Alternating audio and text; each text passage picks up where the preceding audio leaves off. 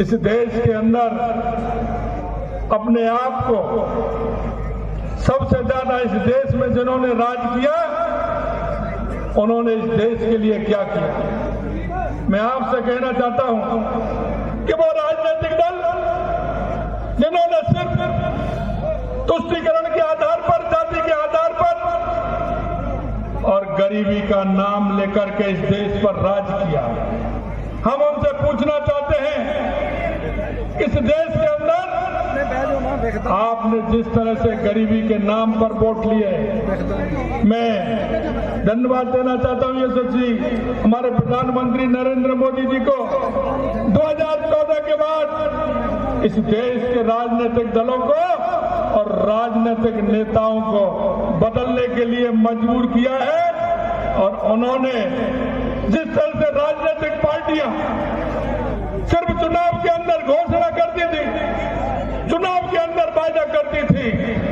यशस्वी प्रधानमंत्री जी ने बता दिया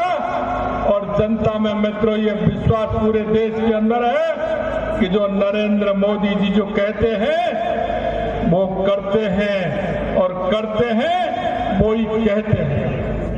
उन्होंने राजनीतिक दलों को सिखाना प्रारंभ किया है, कैसे भी सही मित्रों, वो राजनीतिक दल के नेता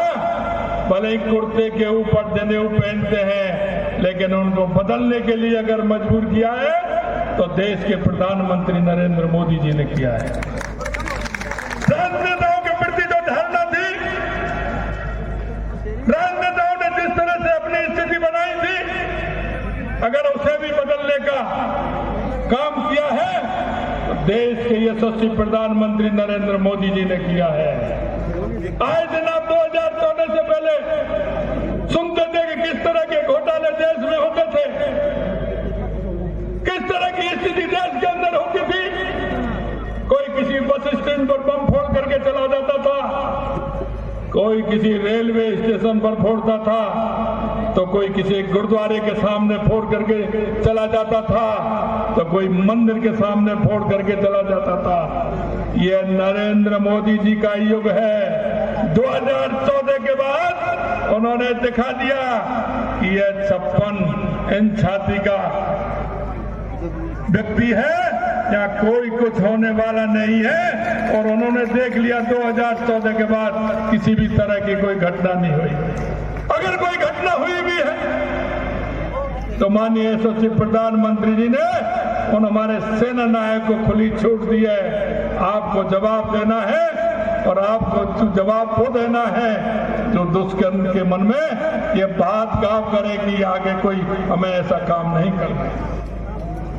यही नहीं मित्रों, एक गरीब कल्याण की योजनाओं के माध्यम से देश के यशस्वी प्रधानमंत्री जी ने जन जन में परसेप्शन बदला है और जनता इस बात का विश्वास करती है